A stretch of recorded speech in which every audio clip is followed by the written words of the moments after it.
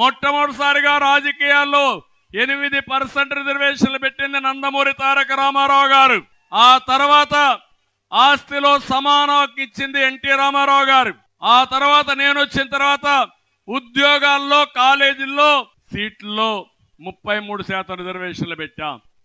ఒకప్పుడు డౌరీ ఉండేది, ఇప్పుడు డౌరీ కూడా లేదు. బాగా చదువుకొని రివర్స్ డౌరీ ఇస్తున్నారు.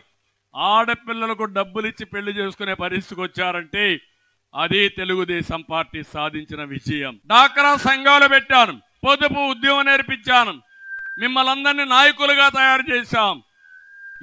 ఇంట్లోనో వంటింటికో లేకపోతే ఇంటికి పరిమితమైన ఆడబిడ్డల్ని బయట వచ్చి స్వేచ్ఛగా ఆర్థిక విషయాలు లావాదేవీల్లో భాగస్వాములు చేశామంటే అది తెలుగుదేశం పార్టీ మీకు ఇచ్చిన వరం అని చెప్పి నేను మీకు తెలియజేస్తున్నా.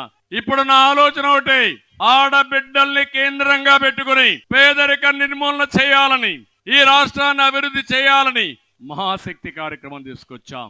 అందుకే ప్రతి ఒక్క ఆడబిడ్డకి 1500 రూపాయలు నెలకు మీ అకౌంట్లో వేసే బాధ్యత మేము తీసుకుంటామని మీ అందరికీ హామీ ఇస్తున్నా.